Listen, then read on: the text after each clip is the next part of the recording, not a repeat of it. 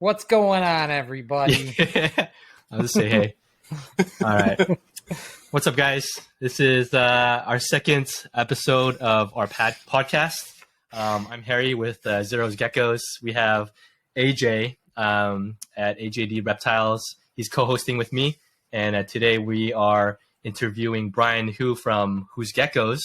I met Brian just through DMs, Instagram, just like everybody else. And he was a cool guy. We were just chatting it up. And it was a few months ago, right, Brian? And then, we just been chatting here and there. And I saw the thing that caught me was when you put out your enclosures, which we'll talk about later. But your man cave, I was just blown away. I was like, who's this guy with this amazing cave? It looks like a full-on aquarium. And so we were chatting about that. And it's good to have you here, Brian. We thank you for your time and appreciate you, man.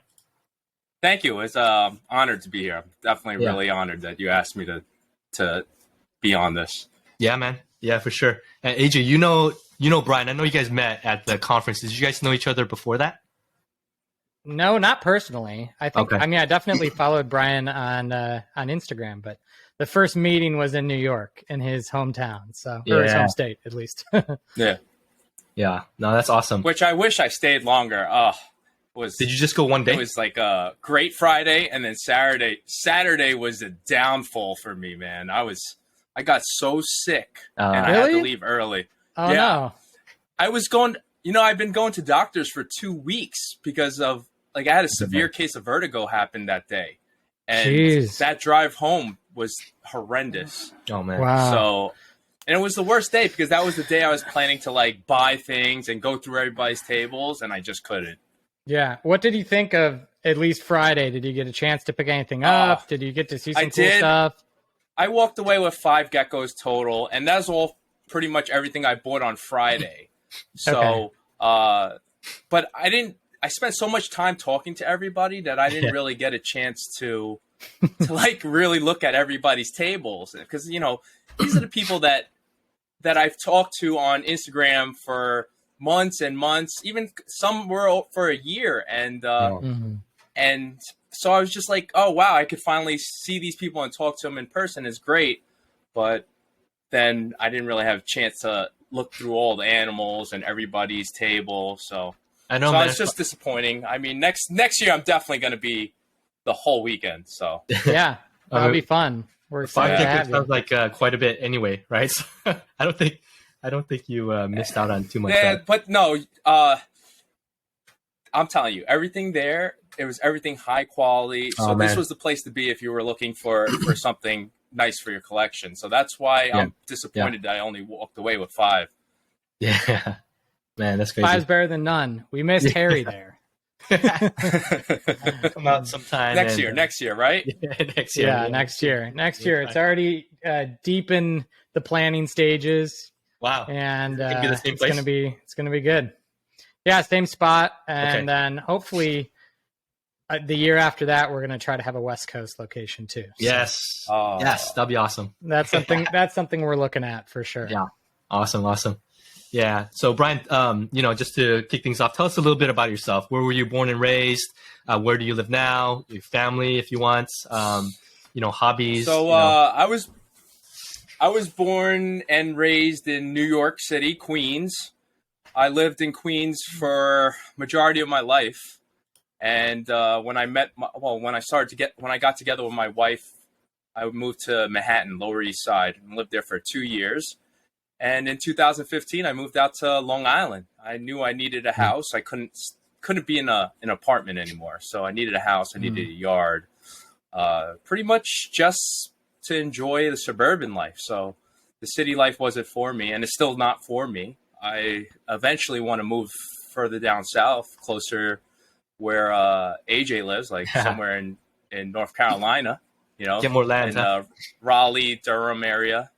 Yeah, that'd be a good choice. I'll have to say. I just need property. I need property. I have a 67 by 100 piece of property, and I just need acres. Yeah, man. Yeah. That's awesome. You're looking at the right place. Come to North Carolina. It's a lot of land. Oh yeah. Yeah, AJ got you. But price has gone up so much recently, so it's just I'm just looking every day. I think eventually, but I got a 5-year plan. I'm retiring in hopefully 3.5 years or less. Nice. So then I'll go down eventually. Awesome, dude. Yeah. What are you working on? I mean, what do you do right now, if you don't mind me asking? If that's too personal. So I'm a police officer. I work for the MTA. I do it's a New York City agency. Actually, it's a New York State agency, but I work within the 5 boroughs. So I come out of it's Randall's Island, so it connects New York, Manhattan, Bronx, and Queens. But I cover all 5 boroughs. It's we cover bridges and tunnels mostly, and the buses and stuff like that. The transportation stuff. It's not I don't do I'm not NYPD. Patrol. I don't work on the streets. Yeah. Also, 3 years you're gonna retire. Yeah. Dude, you're young, man. Yeah, I started in 2005. So it's a 20-year retirement. So wow, that's awesome. Yeah, that's amazing. Yeah, man. Yep. Thanks. Sweet. Besides congratulations Geckos, on what are some other hobbies you have, Brian? Besides Geckos, what do you do? What do you spend energy on? Do we have enough time? Go for it. Go for it, man. Man, I don't even know where to start. Fish, obviously, you can see behind me, aquarium fish. Yeah. I love fish. I've always been into fish. I've been into fish since I was a kid. I mean, I had goldfish when I was 5 years old, So fish, I have a koi pond in my backyard. I have actually bonsais is another big hobby that I'm big into. Bonsais I've been doing for 20 years, but more actively within the last 7 to 10 years. So I actually do it where I've studied under a bonsai master. Wow. So that's kind of like my Zen, keep me busy type thing. Even though I'm busy all the time with everything else. Yeah. Other than reptiles, basketball is a huge passion of mine. I played basketball in high school and college. I'm not playing right now because I got hurt at work. I tore my meniscus, so I'm just waiting surgery, and then hopefully I'll be back on the courts. Yeah. And, do you have a pretty big fish collection?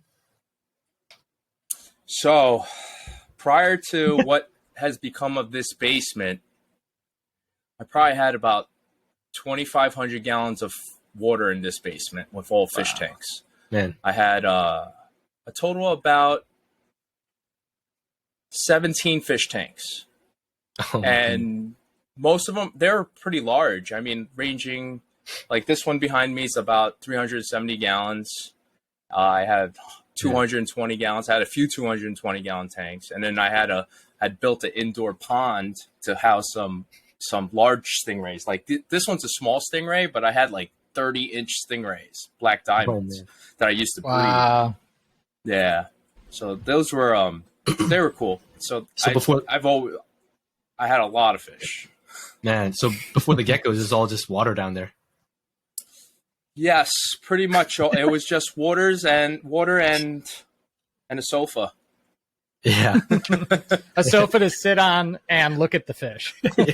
Yep, that's exactly what it was. Wow. That's exactly what it was. Yeah. Yeah. So basketball, fish, bonsai, anything else?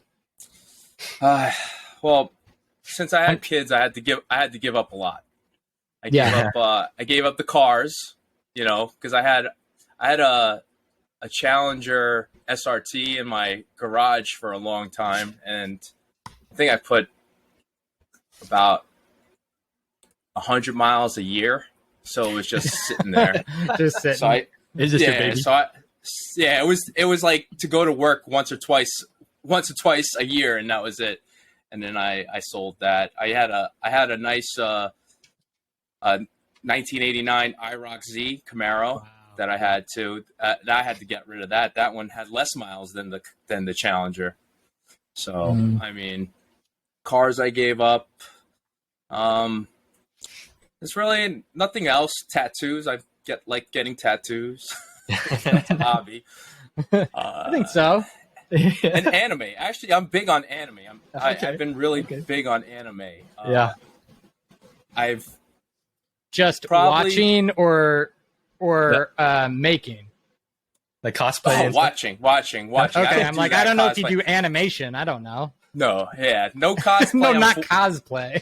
I'm 40 years old. I'm not dressing up. You're not dressing up like a furry? Come on. No. Oh man. Yeah, but no, I just watch anime. Actually, I name all my geckos after anime characters. Oh, that's cool. My geckos, everyone is named after anime character, except two aren't. So I'll have to go through and look at your roster, and then I'll know what shows you like. Oh, yeah. You'll see a lot of Naruto stuff. Oh, nice. Do you have Sasuke and Shikamaru? No Sasuke, no Shikamaru. What? Sora? Do you have Sora? No. Man, what are you doing? I try to not name main characters. Well, Shikamaru is actually not a main character, but like Sakura? So I have a Sakura. Okay, good. And she, I don't like her. Like, I don't like her as a character. And this so now you don't like that gecko? So that gecko is not one of my prettiest geckos, and that's why she's named Sakura. Yeah. Yeah, and funny.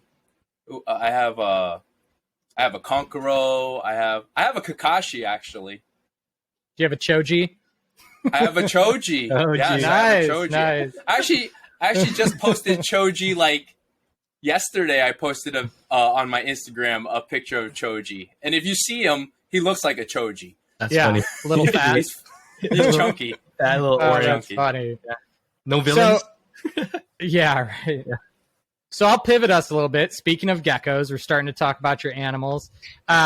Brian, how did you get into breeding geckos? Obviously, you're an animal lover. You love plants and fish. And what was kind of the journey into geckos specifically? Or reptiles, if we want to generalize. If you want to generalize, I started with, when I was 10 years old, my mom got me these 2 red ear sliders. So in New York City, Chinatown, they have the novelty souvenir shops. Mm-hmm. For $10, you get 2 red ear slider babies and a little critter carrier. Yeah. So I was like, Mom, get me. And she's like, fine, for $10, shut up. Here's 2 turtles. But I mean, that little cage wasn't holding 2 turtles. So one little $10 turned out to buying a bigger tank and all that stuff. So eventually we got rid of the turtles because they were too much. They required too much for my mom at 10 years old, because I couldn't care for it and my mom would be caring for it. So we got rid of those. And then I think when I was 12 years old, actually, we got we went to a pet store called Petland Discounts in New York. Yeah. Before Petco's and PetSmarts, Petland was the chain type store, but it was a family owned business. Yeah, we had Petlands where I grew up too. Oh, really? Yeah. Oh, wow. And they sell puppies too. Petlands often do. Yeah. So they so we went in there and I told my mom I wanted a lizard, and of course the guy in there goes, "Hey, listen, we're having a special for $24.99. You get a 10-gallon tank, you get a screen top, you get a basking lamp, and a food dish. And if you add the iguana would be $9.99. So a baby iguana." So my mom goes, "How big do these get?" So the guy's like, "Oh, they don't grow that big. They stay according to the tank size. So, it'll be good for a long time." Yeah, it's an iguana. So we got it, and then eventually it outgrew the tank. It outgrew the tank the minute we got it. So, and, back then you didn't really have this. This is back in 1994. So you didn't have the internet to research information about how to care for iguanas or anything. Like, we didn't know anything about UVB and stuff like that. So or calcium. So so the only information you had was you would have to go to the library. I mean, do you guys know what the library is? Of course. Yeah. I don't even think anybody goes to the library anymore. So you would go to the library and take out a book on how to take care of iguanas or how to take care of any animal that you wanted to take care of. And that's how we learned that, you needed a UVB light, you needed this and that. So we got the iguana outgrew it. We had a 55 gallon, and then once it outgrew the 55 gallon, we gave it to a iguana rescue actually, and they took it.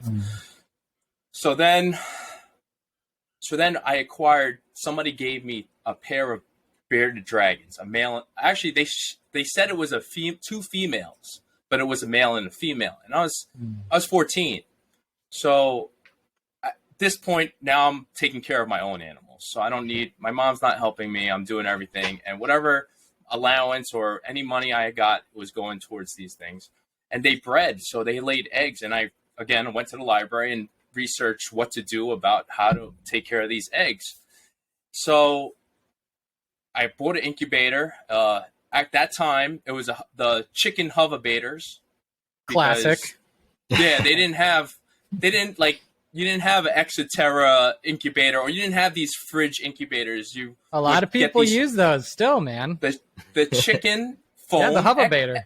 Yep, that's what I used. So I went to a local, what do you call it? Like a feed hardware store. Yeah, one of those hardware tractor stores. Like, we don't really have them in New York, but like they had it at a hardware store. So I hatched out 20 baby bearded dragons, and man. At that time I was like, wow, now I'm breeding bearded dragons, and it's so easy. So at the next year, I got a job at that Petland Discounts where that guy sold us that iguana. And at that time, when I started the job, I had close to 200 bearded dragon babies. Oh man. So at one time you had 200? Yeah, 200, because I was like over a year and a half of breeding bearded dragons, and we didn't have, like, 14 years old and 1995, this is 1996, 97 now, 97. Okay. So we had AOL 2.5. I think. You had to put the disc in? Yeah, not even a CD. It was a floppy, 3.5 inch floppy. So I had all these bearded dragons. So I asked my manager, "Hey, listen, I got all these bearded dragons. Can I sell them here?" He's like, "No, you can't do that. We only sell the animals that we get from the warehouse." So the manager goes, "You know what I'll do for you is I'll talk to the district manager, and we'll see if you could sell it to our warehouse so they can distribute it amongst their stores." So the guy goes, "Hey, how much?" District manager comes up to me, "How much you want to sell those baby bearded dragons for?" I said, well, you guys sell it for $100. So I was hoping to get, so in my mind, I'm a kid, and I'm like, if you're selling it for $100, if you give me $50, you're making $50. But in their mind is, no, you're wholesaling. So we're giving you the cheapest amount of money that we can to take advantage of this 14, 15-year-old. And so I was selling them for $18 a piece, which was a lot of money to me. At that time, it was a lot. My pay was $4.15 an hour. Yeah. So I was getting paid $4. I was making more money selling bearded dragons to Petland Discounts than I was making working there. Wow. So then then I just started acquiring more bearded dragons, because these were normals that I originally had, and then I started getting into sandfire dragons, red sandfires, and orange sandfires. So then I started really breeding, and then at a time I think I had about close to like 800 bearded dragons. Jeez, total. where did you have these? Are these at your parents' house? My mom's basement. Okay, and how were you housing them? In like 40-gallon tanks? So the baby, well, that's what happened. I had so the babies, what I had was using tubs. I was using tubs with basking lamps and that's smart. and UVB lights. And I did everything legit. I was, doing everything right. And I spent so much time doing it. So probably a fortune on it too. There's a fortune to feed those things. Yeah, it was insane. It was insane because it took between gathering up all the mustard greens, the veggies, and chopping it up, and and the crickets and stuff. I remember. So right now I order almost 4,000 crickets a week. So I probably was ordering 10,000 a week before, between small pinheads and adults. But I'm like 15, 16 years old with all this stuff. So a friend of mine a customer that used to come into Petland Discounts told me, "Hey, listen, why don't you go to the Reptile Expo and sell your stuff out there?" I'm like, "What's a Reptile Expo? I don't know what a Reptile Expo." I'm 16, 17 years old. Because it's upstate in Westchester County. Technically, New York Staters, they'll say that's not upstate, but if you're from New York City, Long Island, anything above the Bronx is upstate. Upstate. So I contacted, he gave me this number to contact, and it was this guy, Bruce, which he just recently passed last week. He was very sad. He had cancer, and he's been battling it for a long time. But he's the one who brought Reptile Expos to New York City area. So he actually was the whole New England area, because he had one in New Hampshire, the one in White Plains, and Long Island. So he was the one who brought all this. So I contacted him, like, "Hey, listen, I want to sell reptiles at your show." And they were having shows only like once or twice a year. It was usually October and January. So those are the only times they had them. Like now it's like every 3 months. But it was in the basement. I remember it was in the basement of the convention center where it is now. And there was about 30 to 40 vendors only. 30 to 40 vendors. And I went to the show, and there was a lot of people that showed up. And I would go there with about, I'd probably bring about 50 to 100 animals, and I would sell out, real fast. Yeah, people were buying, because I was selling it. Cheap, huh? I was selling them pretty cheap. Yeah. Bearded dragons, I mean, what is a bearded dragon now? Like $25, $50, if that? Probably at a show, 50 to 75 maybe. Yeah, so before they were like $100 plus, and if you had a Sandfire, they were like $200, $300 for a baby. So you were killing it. Yeah, I mean, I'm under 18 years old, and I'm making so much money off of selling reptiles, and I was like, wow, this is crazy, like all the things. So eventually, I got into leopard geckos, and this is when I broke into the whole gecko scene. Yeah. Leopard geckos. Leopard geckos was the beginning of all geckos. Like, I ended up buying so all the money that I was making, I was just going right back into the hobby. Yeah. Right back. Yeah. None of it. Yeah. Like at 18 years old, I could have been driving a Mercedes Benz, like a nice brand new Mercedes Benz, and people would have thought I was a drug dealer. But instead, I was buying rack systems. PM Herps, he's still around. Yep. And I was buying from him.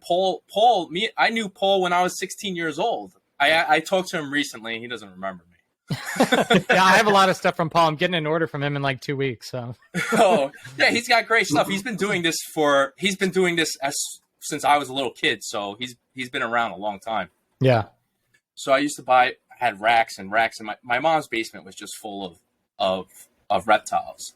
So the agreement was, I mean, she saw that I was making some money off of it, and she was complaining about the electricity bill. She always complained, why is my electricity bill so high? And it got to the point where it was like ridiculous, where it was with the beardeds, I'd imagine. It was $1,000 a month. Oh no. Yeah. So I would have to. So I mean, oh my goodness, whatever I was making, I had to pay the electric bill, I had to pay the food and stuff. But I was investing it back, so I got into leopard geckos, and I really loved leopard geckos. And at the time, it was just high yellows and what they call a Murphy patternless.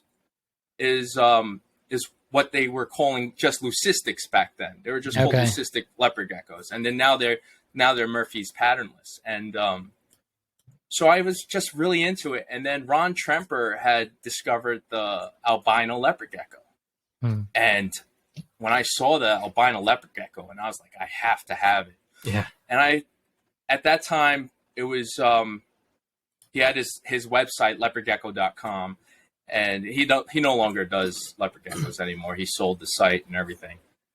But I was hounding him, I'm like, please sell me a leopard gecko. How much? Sell me an albino. And he's like, nah, I can't. I'm not ready to release.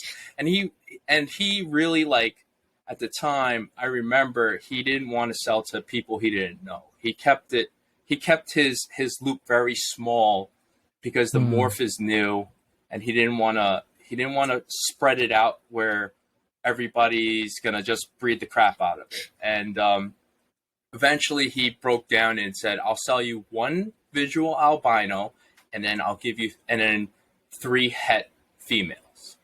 And I said, okay. And then I said, how much? So at that time, he said $35,000. And I said, wow, that's a lot of money. I was hoping to spend like 10, 15,000. At that time, I had $35,000 from all this stuff, bearded dragons and stuff. And I was like, you know what? This is something I can do, and I can make it back probably within like 2 years. So I bought them. Bought them and I was, I was 18 years old. I bought 17 or 18. I can't remember. And I bought them, and I was breeding them. So now you can buy a regular albino leopard gecko for $20 on sale at Petco. Yep. And I spent that much on leopard geckos. I spent $30,000. So wow, it's ironic, but I'm gonna tell you, so it's funny because I traded one albino male visual for a pair of Naughtiness Greys. A pair. One albino leopard gecko for a pair of Naughtiness. Now you can't even touch a Naughtiness if you want one. Yeah, you can't get them. No matter how Legally. much money you got. Yeah, legally. But, I've actually tried to contact a couple breeders, and they won't even take any money. They only want to trade because they want different blood. So I'm not selling babies. My babies are just for trading. So I was doing that leopard geckos, bearded dragons, and bull pythons. And bull pythons before all the morphs. And by the time I got out of bull pythons, it was pastels, albinos, and piebalds were $25,000. Oh man. Yeah, so piebalds, they're like few $100s now. But I wasn't into I just wanted snakes, and bull pythons were very popular, and they're very popular now, but they were a popular snake to have as a pet. And I was just breeding pastels, and that was it. But so leopard geckos, where did the transition? I assume you probably got out of geckos for a while before you got into crested geckos. What was that like? Yes. What was that time period? 2005, I sold off everything because I started Academy. And I couldn't deal with it. I sold everything. I sold all my racks. I was down to 0 reptiles. Wow. I sold everything off. And another guy just took it all over. And I sold that Naughtiness pair, which I wish I still had. But they'd still be alive today. I sold it for live like 100 years or something. Yeah. I sold it for so cheap too. I'm very upset about that. But yeah, 2005, I got rid of them. And then from that time, 2005 to about 2009, I accumulated my first crested gecko ever. I got it was a tiger, yellow tiger. Yeah. And I was like, because when I was in the early 2000s, crested geckos were around, but they weren't really around. They were still fairly new, and they're pretty expensive when they first came around too. Yeah, Yeah, and I didn't really understand anything about the crested gecko. I was like, wow, that's pretty cool. Like, they eat baby food. What is that? Like, I don't like. That's not a reptile.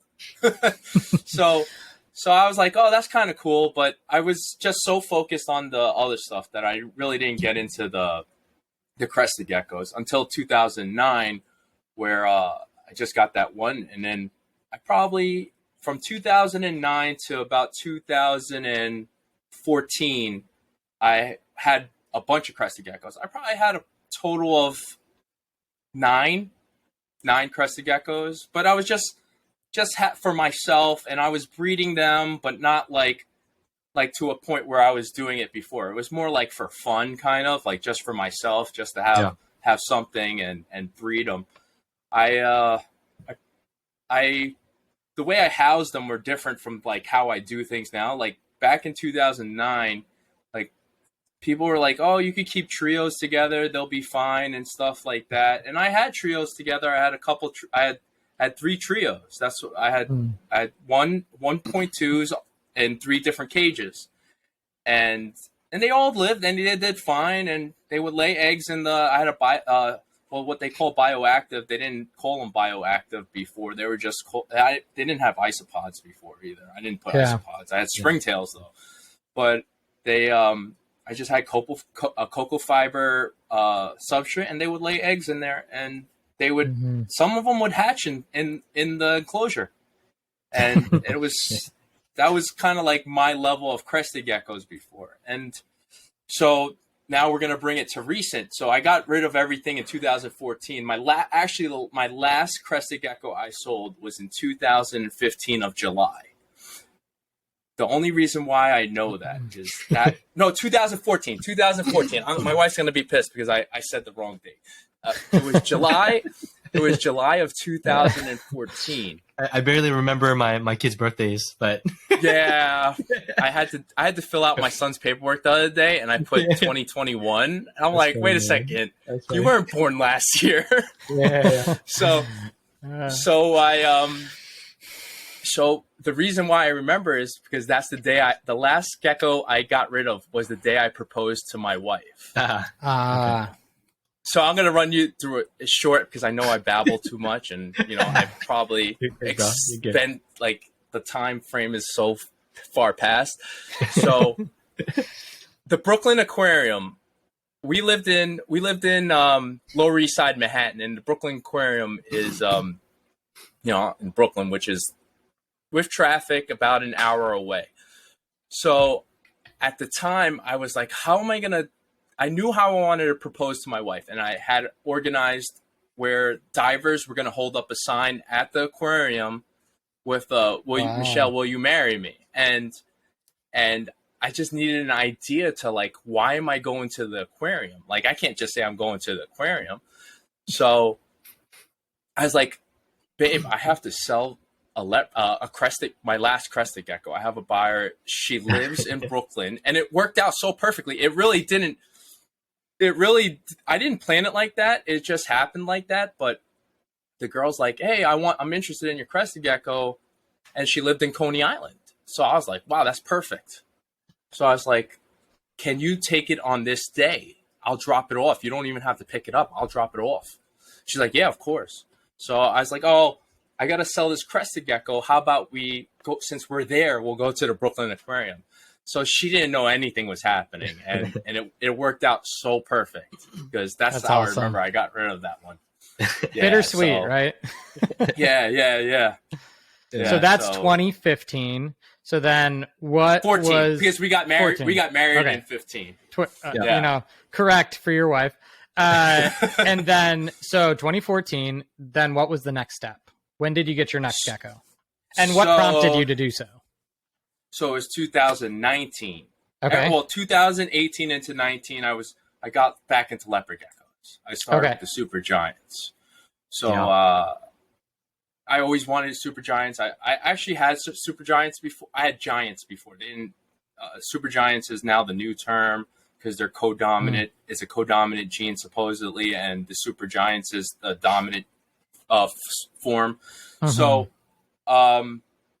I was like, I want leopard geckos again, and my wife's pregnant. I want to have something where he'll have like a pet. Like I have a lot of animals. I have 2 big dogs. I have 2 cats. Yeah. So, but I wanted like something small, because taking care of something small is different. Like you're controlling the whole environment for that animal.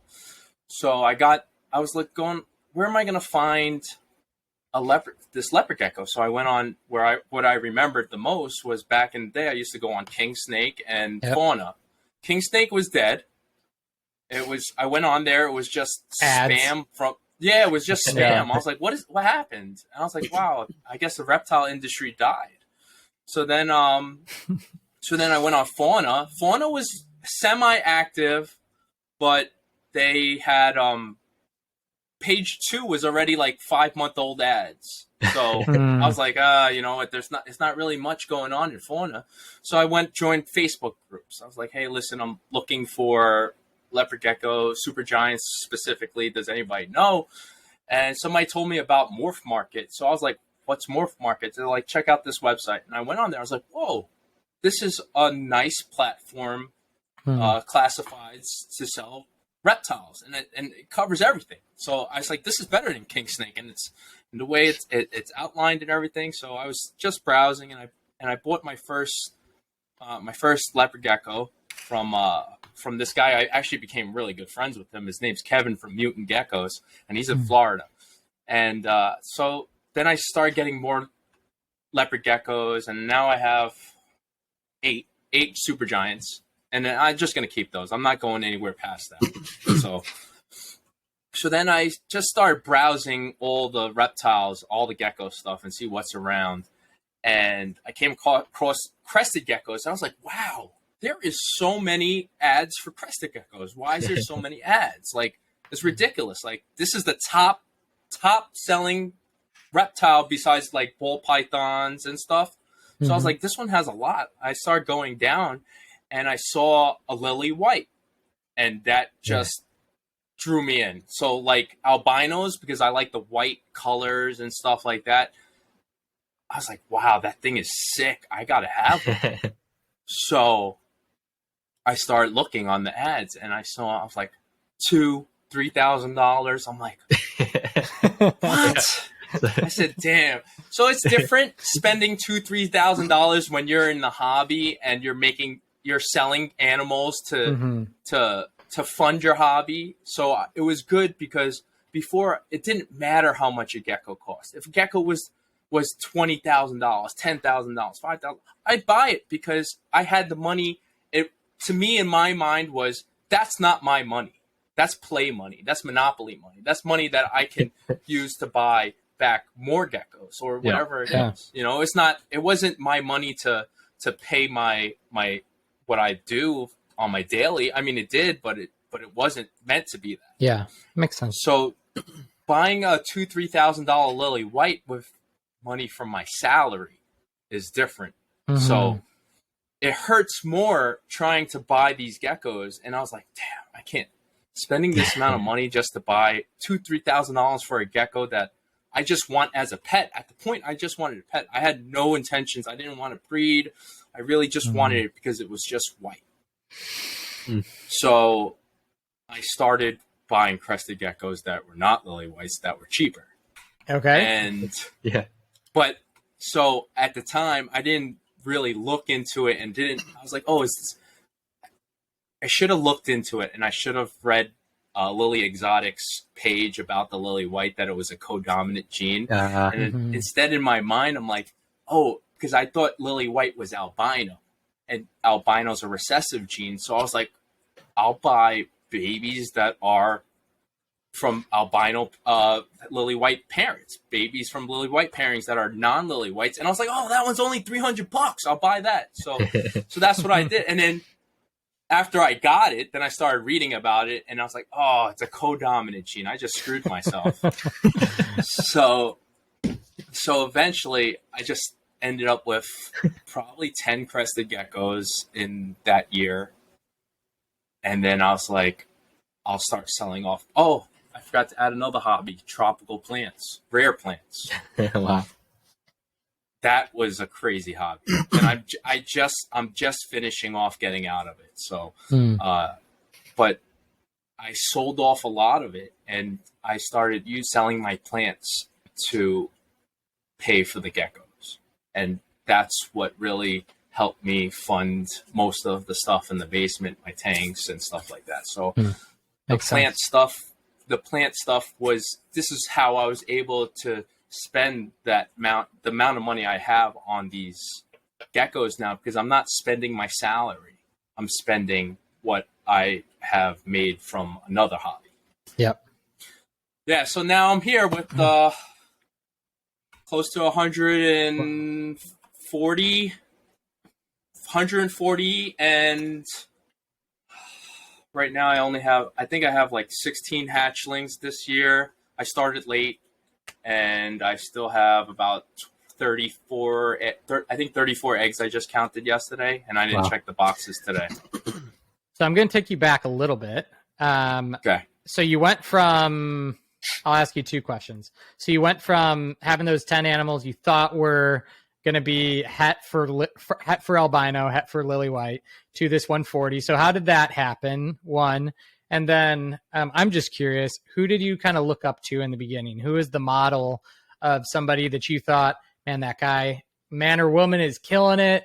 You know, I'm loving what they're doing. Their business is great. I like what their goals are. Is there anybody that you kind of looked up to? So, well, the first question you said was, how did you go from the 10 to the 140? Oh, it's and how long of a time frame was that?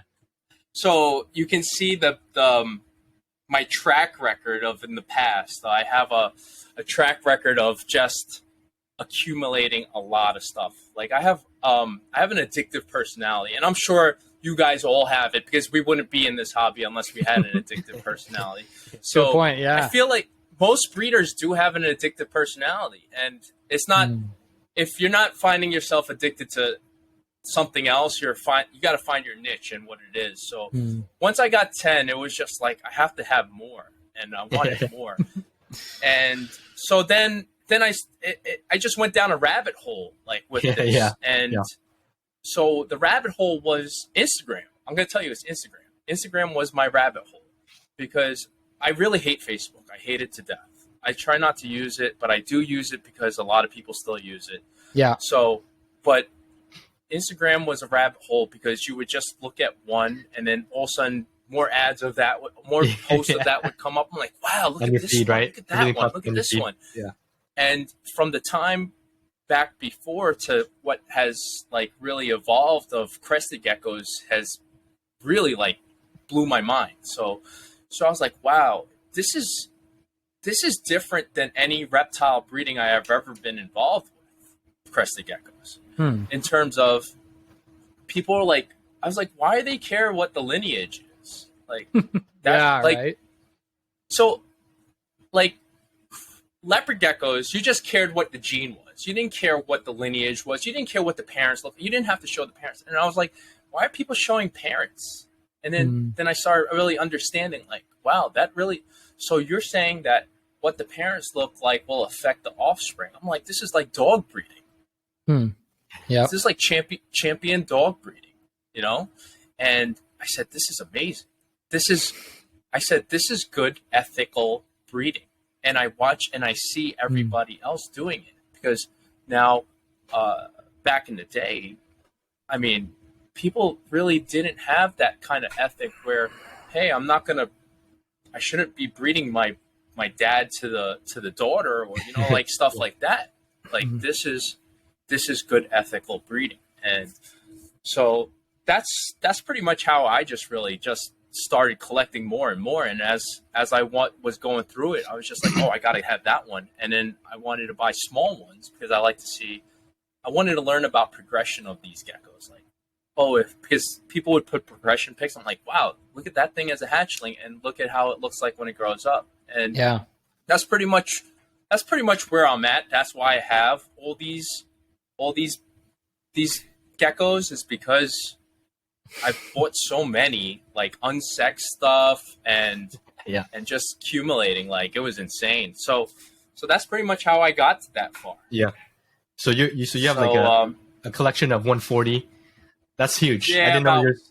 Yeah, but Yeah. it's going down. It's going down. I've been selling off males as I go. I have a lot of males. Got it. I'm going to say I have about 54 males. Oh my goodness. So that's a lot. So that is a lot. Two of the ones I got from you became male. Well, one I knew was going to be a male. The High Roller Fanta. That one I bought knowing was a male. And then the Bloodbath and Built, Arcane, Monument. It's built. That one turned male. But you know what? I'm not terribly upset about it. It's still beautiful gecko, and I might actually use that and incorporate it into. But I have so many red males. I wanted to use that one because it's a dark. So I was like, oh, maybe I'll just incorporate it into my red females. But I have so many red females that I have so many projects going. There's a lot of people using that Bloodbath stuff actually bred into tricolors because it carries really good orange. It passes a lot of orange pattern on. So I don't know if you have a tricolor project, but I do have a lot of tricolor females that I got a good amount, so I can nice. try that. Yeah. I've heard good success from that. He won't be ready till next year. So nice. But So your strategy for breeding then and collecting so it sounds like you collect a lot of babies, grow outs. Oh yeah. Okay. Yeah. Okay. So that's your way to. And it's going to be really crazy next year. Well, it's pretty much getting crazy now because this year probably 75 of them will be breeding age. Oh, wow. Yeah, you're going to go crazy this year. Yeah, but next year it's going to be really insane because I only probably have maybe about 25 that I'm growing out are from 2020 end of 2021 to early 2022. So that would be another until 2024. So you're planning to pair all those females, whatever's left over, or are you gonna be pretty selective? Nah, you know what? It really isn't like I didn't buy just so I can just pair everything. Like I'm just gonna buy a whole bunch of geckos and breed them so I can have 1,000 million geckos. No, it's really I'm gonna be very. So I bought a whole bunch so I can wean out and select which ones I really want to keep, and then I'm just gonna sell off them as like 40 grams, 35 grams as they get to an almost an adult age, and just sell them off, the ones that I'm not going to use in any of my projects because I feel like I'm not just trying to breed to breed. Because you have to have a purpose when you're breeding the crested geckos, so that way you want a pretty good reputation of like, hey, this person breeds high quality geckos. You don't want a person that says, oh, that person just breeds geckos. Yeah. And you want to be able to kind of tell a story with the pair, right? People care about lineage, so if they look at a pair and they're like, what the heck is he thinking with that?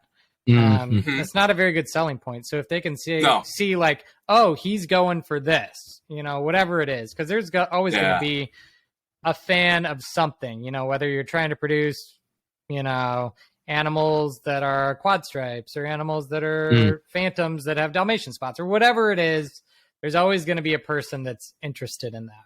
So, but you have to focus on something.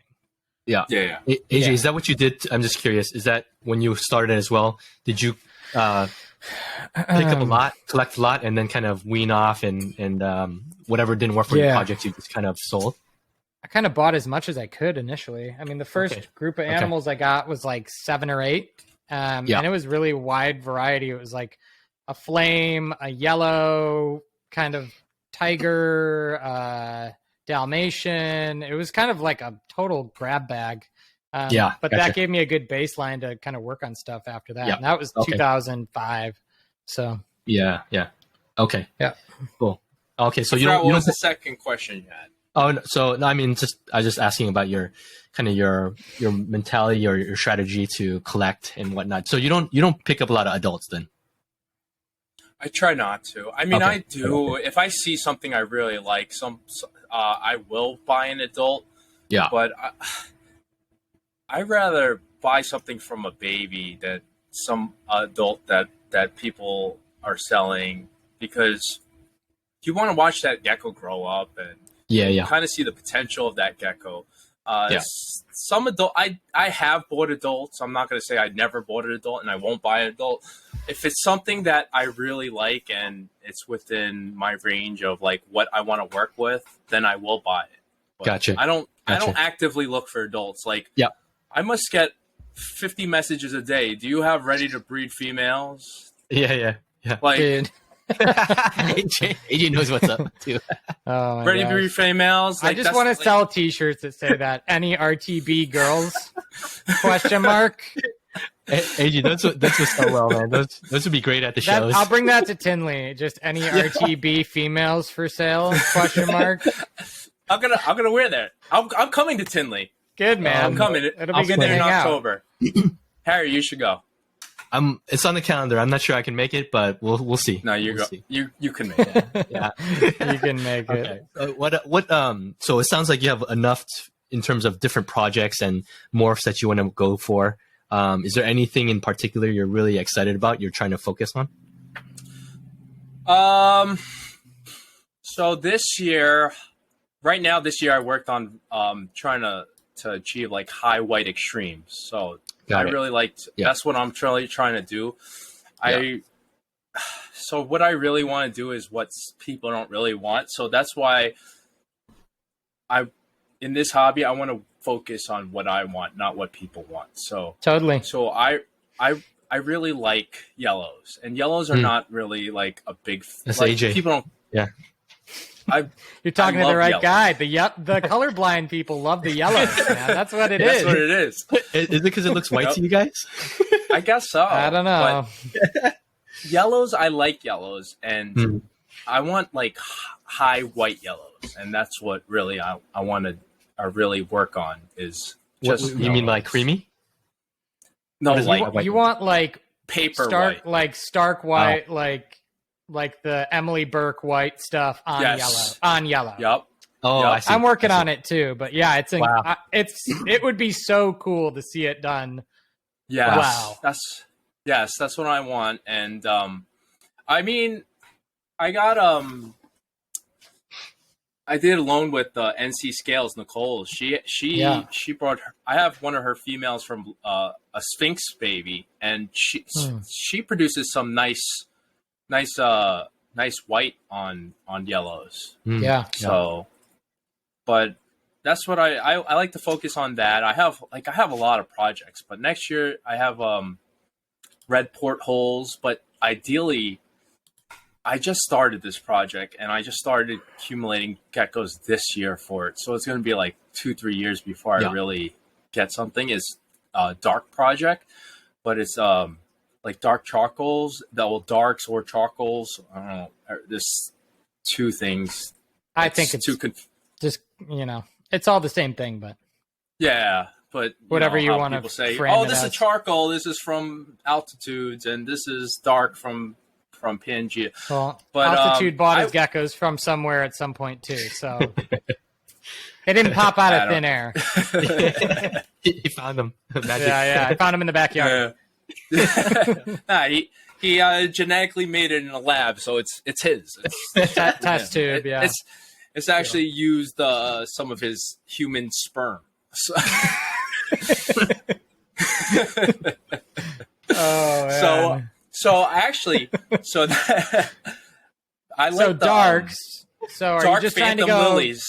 Dark phantom lilies. Man. That's something I like. I saw Nicole's and I was like, "Holy shit, that thing is freaking hot!" And then And I was Treetop has those that might be. and- They might be fraps though. I don't know. Oh, Treehouse, Treehouse, Janine, right? Treehouse. Yeah. She has some nice phantom lilies too. I think they might be fraps too, but Yeah, those tuxedo line ones. I think those are fraps. it's beautiful. Yeah. And but I have a red male porthole that I got from Rockstar, and it's from the Trogs and Heart pairing, and it has a lot of white portholes. and I wanted to get that on a dark, or dark charcoal, whatever, crested. So I wanted one with a lot of portholes that were on the side lats. That's what I want to focus a lot on. And I want to make that like my main focus soon. So I always like to think about ingredients, right, with geckos. So you think about making dark, so charcoal animals that are phantom, that are also lily white, that also stay dark. What, in your opinion, I'm curious, what are the ingredients you need to make the animal you want? So for the ones with the portholes, I would probably have to use that red male, and then I would have to, but it would take years of breeding because, when you breed it, I don't know, what am I going to get when I breed a red to a dark? Am I going to get a muddy brown? So I would probably, I have a dark female that I just got from Pangea, and then hopefully I would breed that male, the red male that I have, to that dark, and then see what the offspring would come out like, and hopefully, I'm not going to hit a dark porthole right away, but maybe eventually I can use one of those offsprings and incorporate it with another dark from a different line, another patternless darks. Yeah, and I also have like some dark. I have some dark Harlequins that are very minimal on, not too much on pattern. So I have a couple females that I want to use on that too, to experiment with the porthole reds too. I'm curious, Brian, so in my experience, it seems like, and I think this is kind of general consensus now, but it seems like phantom is carried as recessive. I guess, basically there's a non-visual form and there's a visual form. And the only reason I kind of originally picked up on it is it's in my red line and it's in my yellow line. And if ever I breed any animals from my yellow lines together, I'll get 50% phantoms. And if I breed any of my red animals together, 50% phantoms. So are you intentionally buying animals that you think, this might fit, and it probably carries the phantom gene, like kind of under the surface? Or I mean, that's what with the lineage comes into play. So then that's why I try to find geckos that do have come from phantom parents. So that like the one that dark one with minimal pattern, with not too much pattern, that one came from phantom parents. That one came from okay. Well, it was a phantom pairing with the high white Harlequin extreme. Okay. So I want to see. I'm excited to see those, man. You're going yellow and you're going black. You're going both directions. Light. Ideally, I want a black and white gecko. I want a black and white. Just black get an and white Xanthic, is my. Yeah, I mean, I would love to get one, and right now, I had to pass up on like these het males. I get 100% hets, and they're all over the place. But where am I going to find? You can't even find het females right now. They're like hard to find. If you find any female, so somebody's hoarding them all. So I was gonna have a het male that's just I'm gonna hold and look at for the next 2-3 years.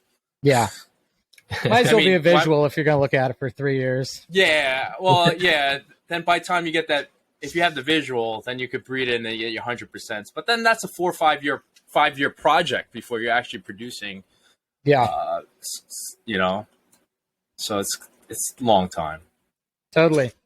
So you're working on those projects. That's exciting. I think one thing that I want to ask you about specifically is your caging and your setup and the basement and the whole 9 yards. So let's start on that. I want to hear kind of what led you to the setup you have now. Maybe a brief where you came from to where you're at now. You're using the focus cubes, right? Yep, focus cubes. And what are you liking about them? What kind of iterations have you gone through where, like, I used soil and I stopped? I always used paper towel. Just kind of walk me through that. So when I started, I was just doing tub bins, and I was just stacking them on baker racks, and so I was doing that for till I just got these, actually, pretty much, and it was just taking each tub, moving it, lifting it up, changing. It's just too time consuming, and then I was like, oh, and then I'm gonna tell you. So it was you guys' auction at Gabby's house with her enclosures. Yeah, with all that behind them. I was like, I need that. I need something like that. It makes it a lot easier. Yeah. So that's what's kind of got me, like, my eye caught, and I was like, wow, that looks great. It looks meticulous. It looks uniformed, and I have like a slight OCD, so I need to have everything like kind of like uniformed and neat. So I was like, let me look into it. And when I was doing research, I knew that you guys got it from Gecko Junkie. So I contacted Gecko Junkie and I asked, and I was like, oh, that's great, but I wanted the 18-inch deep ones, and they didn't have it. So they only had the 12 by 18, 12 by 12 by 18s, which was, I was considering if I didn't have that 12 by 18 by 18. What made you want the 12, 18, 18? Because that's what I ended up getting too. You know, we didn't talk about that, but that's what I ended up landing on too. But what made you think that?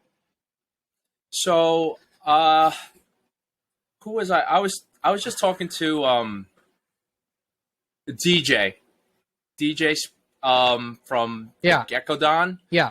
And he was like, oh, you really should do 18, 24s. I'm like, if I have 100 geckos, having 18, 24s would be... Maybe if you were doing trios or something, but yeah. Yeah, or if I was only doing 5 geckos. But I was like, there's no way I can do 18, 24s and have, per animal. So, Facebook, God forbid, if you said that you kept your gecko in 12 by 12 by 18, you were going to hell. If you're putting them in a shoebox too, straight to jail.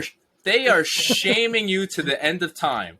Yeah. So I mean, right now I'll talk about this later, but so as I was doing my research and I was talking to, I became really good friends with Elaine from Geckos. So she's been my mentor through this whole thing. That's awesome. She's helped me out. She helped me out a lot.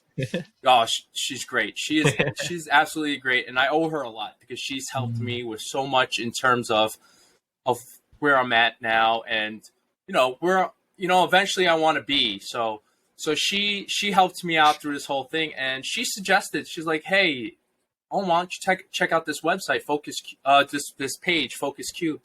And the minute I saw it, I was like, wow, I got to get it. I mean, so they originally had like some cool designs because they do a splatter on the caging. So it kind of makes it look cool.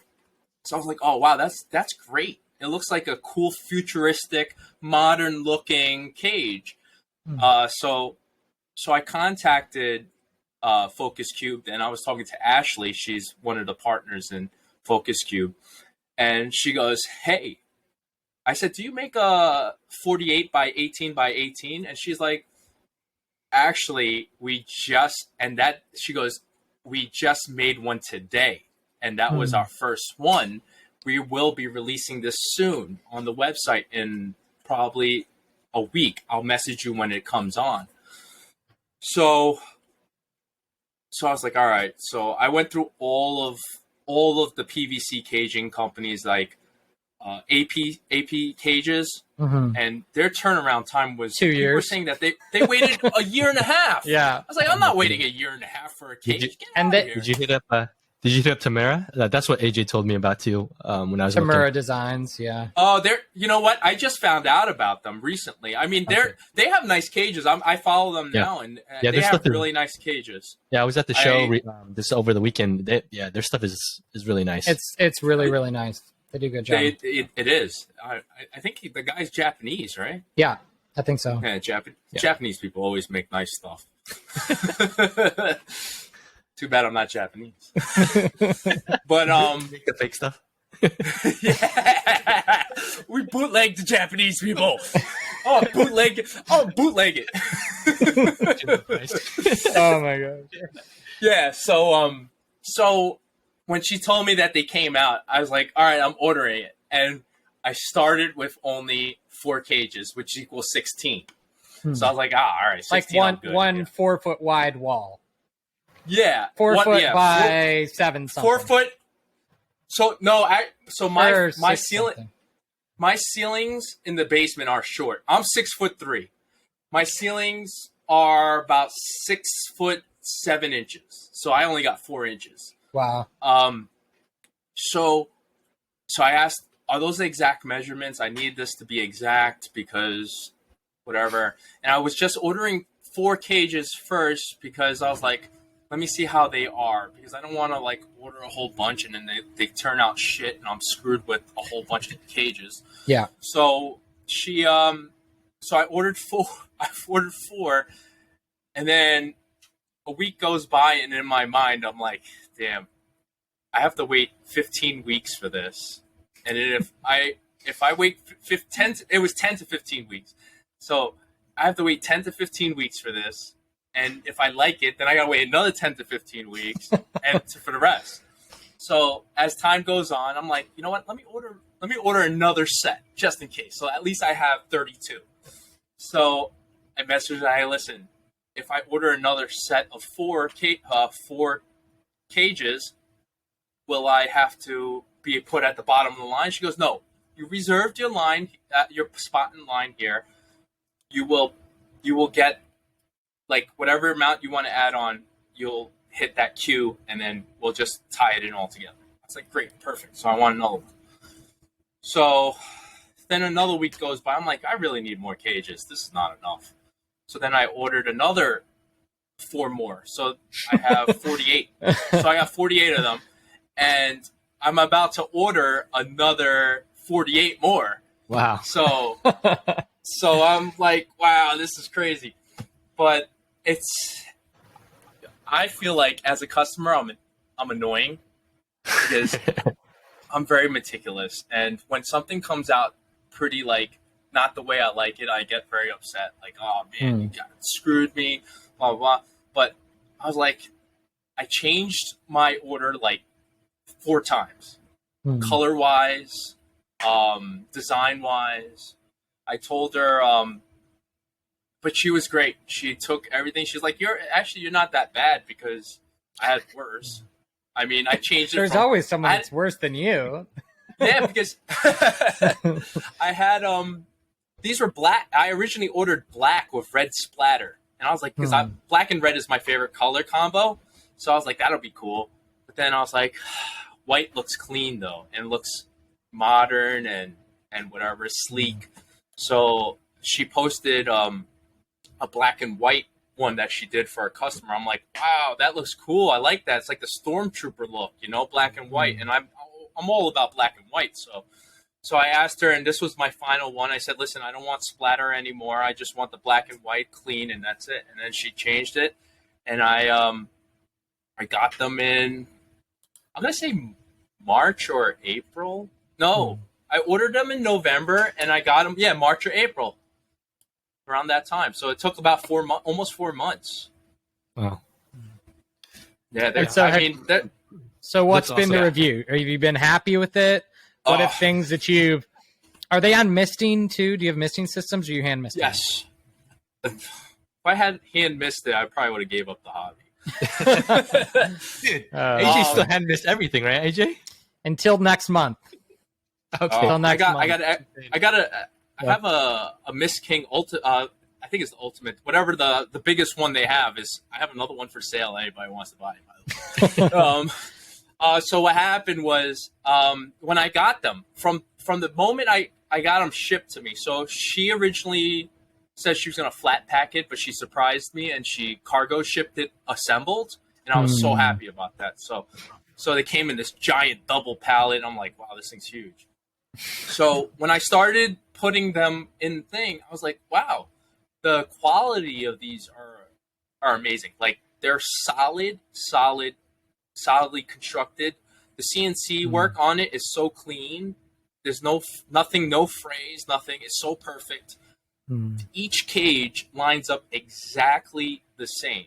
Like, sometimes, like, when you deal with PVC and some companies, like, especially like somebody that's like not a huge company that doesn't have really good machines, like, you'll have it off like a centimeter or a millimeter and they don't line up perfectly. But all 12 units are exactly the same. So it worked out perfect because I had to mount them together so that way I could put them on casters so I can move them in and out, because I hide my misting system in the back so that way, my reservoir and everything's back there. Yeah, so you're doing it for the gram, right? It's all for the gram. That's how I gain all my followers. No wires. That's what it is. Nobody. I don't got no followers for my animals. They only like my basement setup. That's really it. I mean, you're most like Instagram pictures. You're most like Instagram. Yeah, that's what everybody likes, the cages. But they're all constructed very well. The doors are very well done. Because with PVC caging, the hinges are what the problem is with the plastic on the acrylic. The plastic, when they use plastic hinges, they start to sag and they have issues. They're all metal. I think they're aluminum, and they're very solid. So I have no issues. There's actually zero flaws to this. I'm gonna tell you, the only flaw I had was taking it apart to install the lights inside, because each one has a disc puck light. So it comes with it. You just have to put it up. No, I bought under cabinet counter LED lighting. Yeah. Oh, got it. Okay. And I used those, and they're CNC drilled slots in the back for lighting wires. Yeah. And then I just they're double sticked on top, and just pulling each one, that took too much time to put each one in. That's the only problem I had with that. But so everything was perfect. You're running misting systems and paper towel on the bottom. Am I correct? Paper towel. I do. So I have also 20 10-gallon tanks with the conversions. So those hold males with substrate. Okay. So the females all in the focus cubes with paper towels and substrate, because there's so much airflow from the screen top? No, the conversion, their 10-gallon glass tank conversions are vertical conversions. They're vertical conversions. Okay. They're using the acrylic thing, you silicone onto the top and then you turn it vertically. So that's what I use for the males. I use substrate for them because they're semi-bioactive, so I don't have to clean the substrate out. Yeah. Okay. I have isopods and springtails in there, and they're all on misting system too. Nice. So I was contemplating if I wanted to do that for females, but did I feel like going in digging every single cage for eggs? I really didn't want to. I could just pick up the container and just look and see if there are eggs. Is a lot easier than digging much quicker around. Yeah, so they're all substrate. I mean, they're all the focus cubes. All the PVC is all on paper towel. Okay. Yeah, cool. I got you. Yeah, man. Yeah, that's been something I've been trying to decide on, because I'm about to have a misting system on all my PVC, and I'm like, do I put dirt in them? Do I not? And I think I'm going to try. I think I'm going to try to not, and then I'm going to see how it goes. I mean, are there things other than a misting system, AJ, for your system? Yeah, I'm having a guy build me a custom one. So Okay, gotcha. Yeah, his name's but Brian, Ryan. the misting works pretty well. No, the misting system is great. Okay. So with so you have to really fine tune the mount, because what happens is with PVC it holds humidity a lot better than anything.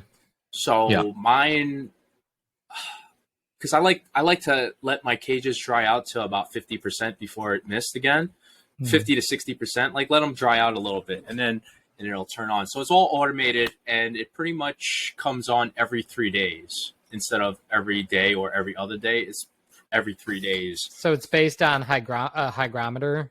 So No, it doesn't. I wish it. I mean, they really need that technology. That would be amazing. Yeah. Where there's a sensor in this cage, and when it hits 50% in that cage, it miss, or it hits 45%, it miss. We should come up with that. We'd be rich, dude. Yeah.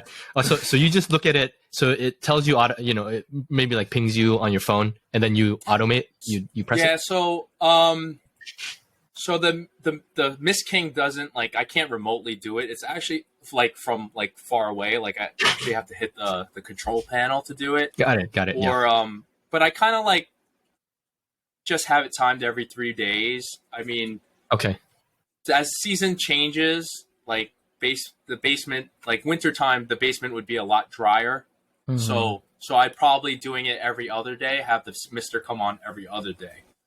So right now it's just, since it's the summer, the humidity in the basement's pretty high. I actually have to run a dehumidifier. Yeah, mine's getting steamy too. Yeah. In the basement as well. Gotcha. Yeah. So moving towards, talking about, geckos as kind of building your business, right? Like, are you making any sales now, or is it all just grow outs now, or when are you selling? Yeah. Are you selling right now? So I probably sold about 15 or 18, between 15 and 18 geckos this year. Yeah. Pretty much just ones that I really don't want to use in my projects, and that I have no use for, that, or something that like I needed as a female became a male, and I'm just so male heavy that I'm just letting go males. But right now, probably for October we have a Long Island Reptile Expo, and I might be vending for there with my hatchlings. Nice. Depending on so I'll just see how my hatchlings turn out and see which ones I want to hold back and grow out. So this will be my first show vending since 2004. Yeah. Wow, man, that's exciting. Yeah. So So you'll cool. have a little bit different variety too. yes, it's gonna be a lot different. It's gonna be great. But I don't know, like my local like market for crested geckos, especially high end crested geckos, isn't really demanding. I'm just gonna do it just for the experience right now, like, because I just want to go, and I like going to reptile expos and shows. I just want to vend just to say, hey, I was able to vend and do it and have fun. Yeah, and you like meeting people too, right? So that's a huge plus. Man. Yeah. I'm a social butterfly. And then maybe by Cinco de Mayo next year, Flora Fauna. Oh yeah, I mean, hopefully, because I think I think throughout the year, since I have a basement and I can temperature control it, I can breed all year pretty much. So because some of these, like some females are just not ready, and they won't be ready till like winter time. So, or whenever closer to then. So hopefully I'll have a good amount of babies to that I'll have, and then I can vend over at the Flora Fauna. That'd be great. That'd be fun. Awesome. If not, then I can just bring a box full and just hang out at the house, and we'll all look at them. Well, I want to stay at the house this time. Yeah, most people do. I think after people seeing kind of what happens at the house. Well, I don't want to hit a deer. I don't want to hit a deer again. Again, yeah. You're like the one of 3 people that hit a deer that weekend. There's like 1,000. I must have passed 15 deer on the way back to my Airbnb. So this place is way out in the cuts. Is that? Oh yeah, it's in the mountains. Yeah. Okay. Yeah, it's in the mountains. That's funny, man. Yeah. It is like the rainforest of mammals up there. It's just crazy. It's beautiful though. Yeah. So Brian, goal business wise, some of your goals. Are you looking to do it full time? You said you're retiring in about 3 years or so, right? And from your normal job. But... So for me, I don't like. I mean, it would be great to make this like a full-time thing and where it's like a business going, but like my goal isn't to become like, I'm not trying to become rich. I don't see Crested Geckos like, I don't go into it like, hey, listen, oh wow, I'm gonna make freaking hundreds of thousands of dollars off of it. Like I because if you go into that mentality going into this, you're really doing it for the wrong reasons. You're just looking to make money. Making money is great. Everybody wants to make money, but you really have to love the hobby to really do it. For sure. And if you don't love it, then don't do it. Because so I have a bunch of people that I deal with outside the Crested Gecko network, my coworkers, my friends, family, and they see what I'm doing on Instagram, like, oh, wow, you got like this whole gecko thing. I'm like, yeah. They're like, you make a lot of money off it? I'm like, no, I'm losing money right now. I'm not making any money. Because I'm just buying stuff. And they're like, oh, but can you make a lot of money? I was like, maybe. They're like, oh, I want to look at something where I can make money. I was like, well, this isn't the hobby for you. Yeah. Because do you like Crested Gecko? Do you know what a gecko is? And then they're like, yeah, like the commercial. Oh my they God. can save me money. I mean, how many times you hear that with somebody that doesn't know? Yeah. But ultimately, yes, it would be nice that I can do this as a job where I have a full time. This is what I do because it's something I love, and I can get by and live my life the way I want to live with a hobby that because everybody wants to do something you love, not just do a job. I used to love my job, my career. I used to love it when I first started. Now I hate it. I just can't wait to leave. So yeah. Doing something you love, it makes everything so much better because you only got one life to live, and you got to live it the way you want to live it, not the way society tells you to live it, Yeah. So I guess I have a question that's probably pretty broad, and I guess this will be kind of for all of us. I think we should all maybe add a little bit of this, but just from a new person perspective, I agree. If you come at it from money only, it's going to be a rude awakening because this hobby, you clean a lot of gecko poop and you deal with heartache with animals that maybe don't do well. It's a lot of work. It's farming. It's basically farming, it's consistent time and effort, and it's not a get rich quick scheme, I would say. Nope. So what are your recommendations after, being relatively new to the scale you're at? What's your recommendations to new people? If I sent you a DM and it was like, hey man, I'm looking to get into this. I'm interested in the animals. What do you think? What should I do?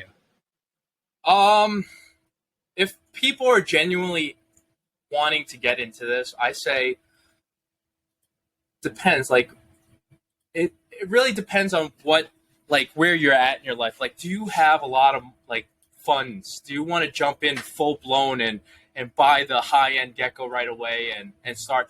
But I can't say I don't recommend buying a high end, because I think if I were to do it all from the beginning again, I would just go right in and buy high end geckos straight from the beginning and not buy the middle end or the lower end stuff. And that's the stuff that I'm trying to get rid of now because I'm not even going to use them. But for a person that is new, that has not really kept geckos or has kept the geckos and just not really done it on a breeding level, I would tell them start with a couple low end but quality stuff, like from a breeder. Don't go to Petco or don't go to lineaged animals, like something that you have an idea what it would be. Yeah, buy from at a lower price, unsexed, grow them out and see how you like it. If you like taking care of those geckos and you enjoy it, then that'll make your decision if you want to Yeah. full blown go into it, because if you spend thousands, like let's say you jump in $10,000 and you're just new to this, throw $10,000 into the hobby, and then it didn't work for you. I mean, you could probably get some of it back by selling it, but you really that's a lot of money just to throw around if Yeah. you don't really have a lot of money. Yeah, you got to make sure that you enjoy the day to day, right? Yes. Eventually, it does become. At least some of the work feels like a job. Probably eventually. Nobody Yes, likes to exactly. scrub poop for free, but Yeah. No. I mean, that's that's what I say every day. My life is just picking up shit. yeah, I just pick up shit all day. I got a 1-year-old. I'm cleaning her shit all day. I got 2 dogs. Man. My dog's 130 pounds. His shit's bigger than Oh my anything. gosh. What And kind then of dog is it? my lab takes. I gotta pick up his shit. Then I gotta clean the kitty litter. That's more shit. And then I gotta clean these fish tanks. This stingray takes shits the size of my 1-year-old. So, and then now I clean 150 something geckos. Actually, I didn't even count my leopard geckos. I got count leopard geckos, my Urodactylodes, and Wow. and then now I got tokays. So it's like, yeah, you're a professional at this point. Dude. yeah, I'm Yeah. just a You're a zookeeper. professional shit cleaner. Oh, man. Oh, So you that's spend a lot of funny. time cleaning up then. Which is Yes, crazy. yes, all day. And the problem is being meticulous and OCD. Like Yeah. I'm constantly like my glass. If I see a footprint on it, I have to go get the rag and wipe it down. Wow. Don't come to And my this is house. This is why. This is why I don't own any lychees. Oh I yeah, don't own it gets way. That's They're bad. pretty Yeah. messy. I can't own a lychee because Oh yeah, they just like smear liquid poo all over the doors. yeah. Out They'll of spite. clean it and then they'll just go on it just to shit on it. Yeah, you just clean. Nah. You just clean it when you can't see through the door anymore. That's. Yeah. I can't own them. Oh, So- it's funny, man. Yeah, man. Yeah, So- but So buying some unsexed animals and growing them out, seeing how you like it. What about from a social media standpoint? You're doing well on Instagram. You got a lot of traction. What have been your takeaways from that? so social media is insane. Like it's changed the hobby. Honestly, Mhm. this is why actually I really enjoy this hobby because of the whole social media, meeting you guys. Like when I went to Flora Fauna and meeting everybody and talking to everybody, and generally everybody in the hobby that I have talked to on social media or I met through social media, everybody has been very nice and that's what's great about it because everybody's encouraging and embracing each other. So I started my social media with fish. Actually, I just changed the name from my fish account to the Geckos, and I was, I've been building it up, and what it is I think Instagram really, there's like 4 ways to get really like popular and gain like all this traffic is. Let's hear 'em. One, you have to be a celebrity. Man, Celebrity. we're you're- screwed. We're out. Celebrity, you're guaranteed $1 million followers. You got to be a Yeah. hot girl. 2, you got to be hot guy, girl, whatever it is, and I'm not getting that. So you got to be super hot with not a 12-pack, 6-pack, and a big butt, or 3, you have to have some sort of content. You need to have good content. Like if you create good content and constantly keep up with that great content, you'll get a lot of followers. And then last one is being gang lucky, and I think I just seem to get lucky. It's a little bit of both with the content and lucky. So I started off with the videos of my basement, and that's what gained my initial amount of like multiple followers. And I was getting a lot of people like, "Wow, your basement's sick," and blah blah blah. So I mean, I got a little bit of both actually. I got like a lot of negative stuff. Like I had to delete comments because people like, I mean, it's usually Like PETA people or what? PETA people were the worst. You keeping them in cages like jail Killing for your animals. Oh no. Then Do you want them to all be loose in my house? Is that what you want? Yeah, it's insane. And then I had people who hate law enforcement and think like cops Really suck. Jeez. Yeah, because I have a canvas in my basement that's like a thin blue line thing, and I got a lot of hate from it and reports of hate crimes. Like they were reporting my account a hate crime. Wow. So it was real crazy, and I was like, damn, I'm gonna lose my account because of that. But luckily, knock on wood, I didn't. But so I started with that, and then I was like, and I started posting, and then I gained a lot of, honestly, I gained a lot of traction within the last 2 months, and I went really insane. So when I was at Flora Fauna in June, I had 5,000 followers, and I was really happy because I just hit 5,000 followers. I'm like, whoa, 5,000 followers, that's amazing. So now I just checked it earlier. It was 13,500. Yeah, how did that happen? Crazy. So in 2 months, I gained 8,500. So I tell everybody, Instagram Reels gets you a lot of traction. So because people are just scrolling through it, and Instagram, like most of Instagram posts, you don't really see much unless you're following that person, and or if you go into the search bar, and then you'll start seeing some posts from other Instagrammers that you don't follow. But if like I get some from my Instagram posts, but I don't get, it's not crazy. But the Reels, like if I'm scrolling through Instagram Reels on that option, like I'm not scrolling through the Instagram Reels of who I follow. I'm seeing everybody else's that generally are recommended. So I have all the basement videos I post have over 100,000 views. Wow. So I have this. Wait, I'm gonna get it right. I have this one thing. And that Stingray's is chilling. And people are gonna hate me for this because the post that I got the most views, and this is 1.5 million views. Yeah. Is this thing. That thing? That thing got me 1.5 million. It's a video. I did a video of it. I did a reel of this thing, and I put it in my bioactive tank, and I just like, do you think? And I used one of the sounds. I said, "Do you think I'm cute?" And it just blew up. That's crazy. It's so random. I mean, it's insane. Like people, but everybody thinks it's real. Everybody thinks it's real.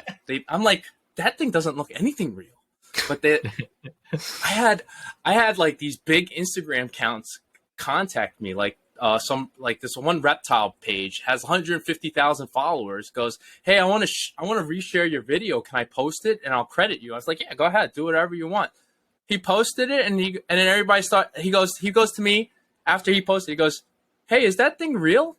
Because he identified it as crested gecko. He's like, the guy runs a page. He doesn't even know it's fake. A reptile. Yeah. Stop this guy so that everybody can unfollow him. No. I have to find it. I can't remember, but I was dying. I was like, you really thought that thing was real? I said, it doesn't look anything real. It doesn't even look like crested. I mean, it does look like a toy crested gecko, but yeah, you know. But I guess I have to give credit that I showed it, because I got some heat for not crediting the artist that made this. It was Cosi Victor handmade. I bought it off of Etsy. Okay. I was like, I just wanted like something cool just to have in the room. Yeah, we'll tag her. We'll tag her in the description. Yeah, she really bump those sales. Yeah, I mean, she has 100,000 followers herself. Like, what does it really matter? Like, I was like, she said to me, she goes, "Hey, you should credit the artist." I'm like, in my mind, I'm like, I didn't say that I made that. I didn't say I did anything. I just made a video. But I was like, whatever. I said I'll tag you. That's cool. But that's I mean, I got a lot of traction for that, and you know what? Actually, I've been getting a lot of traction with the outdoor reels, like just like animal on hand reels outdoors. Yes, outdoor, and I think it's because of the vibrancy in my backyard with the greenery. I use the ponds. Yeah, nice backyard. Yeah. So it just kind of like just draws the attention, like people scrolling, like wow. So that kind of gains a lot of interest, and the other ones would be hashtags. Hashtags are another thing that you have like put on the same hashtags that you want to put on that you want what audience you want to engage. Because I follow a couple hashtags. I follow the Crested Gecko stuff, and then I'll just go through Crested Gecko hashtags. So that way, I see what people are posting and stuff, and that's how I find most of my stuff. So that's pretty much it. I mean, I think Reels is what really gains a lot of followers now. Yeah. That's cool, man. Yeah, and Brian, you know, as we kind of close out, like any final words towards new breeders, tips, advice? We just talked about the social aspect, which is pretty important, right? But anything to close us out? Yeah. So I think for new breeders, you really just concentrate on what you want to do. Don't fall into the what everybody else is doing and worry about how that breeder, like I get a lot of people who message me and they ask me like they kind of get like deterred from things because they're like, oh, but that breeder's got this and that. I'm like, don't worry about everybody else. Just concentrate on what you want to do and focus on yourself. Don't worry because just because somebody has that, let's say like I want that dark phantom portholes, because somebody else has it doesn't mean I don't, that I can't do it. I want to do it for myself. Do it for yourself. Don't do it because you want to be the first or whatever. Don't worry about everybody else's, like, especially with the cappuccinos going crazy now. People are like people are upset. Like I can't buy a cappuccino. I'm not spending $4,000 or $5,000 for a cappuccino. Meanwhile, this person found one at PetSmart for $40. Don't think of it like that. Just focus on your projects and what you want to do. And don't, my other thing is like, don't let social media affect your aspect of breeding or getting into like geckos and stuff. Like a lot of people, I know a lot of like new people, especially, they're like, wow, you're a breeder, you're growing so fast. I said, listen, there was a time where, I was not getting a lot of followers and I feel like I just got lucky right now, but people are like worried, like, oh, my post only got like 15, 20 likes and, and this one that I didn't do well got 100,000 likes, whatever it is. Like, there's times where you work so much effort to get the photo of one of your favorite geckos and you're going to get a little bit of likes, and then the shittiest gecko of a gecko you took with a cell phone on your hand is going to get the most likes. You shouldn't let that like deter you from continuing on, and don't let social media affect what you are as a breeder, because the more followers you have doesn't mean you're a great breeder. I mean, there's shitty people out there, shitty breeders out there with a lot of followers. It's just that either you got lucky or you're creating good content or something that people like. Because some of the best breeders in the hobby don't have a huge following in social media. And just because you could do a TikTok dance doesn't mean you're a great breeder. Man, that's a bummer for me. Brian, you're the most active socially on Instagram. Me and AJ I try to be. It's like a full-time job. I'm a hermit, man. I need to get better. Yeah, but no, I think that's awesome. Just you enjoy the hobby, me? right? You can hire me. All right, sounds good. Yeah. All right, guys. But no, Brian, it was good talking with you. It was good chatting with you. AJ, you have any final words you want to throw in as we? Man, I just thought that was a great ending, Brian. I think that's one thing that I always preach is just don't let trends or whatever get you down from a vision that you have. If you have the passion for the animals and you have something in your mind that you would love to see one day, then go for it. That's always my recommendation to everybody. So it's nice to hear it from another point of view too. That's awesome. Yes. Yeah, that's awesome. Just enjoy the hobby. But yeah, I appreciate you, Brian. Thanks, AJ. Oh, thank you We'll so catch you guys much. next time. Appreciate it. Thank you both. Yeah. Talk to you guys later. Thank you. Bye. Ah. Later.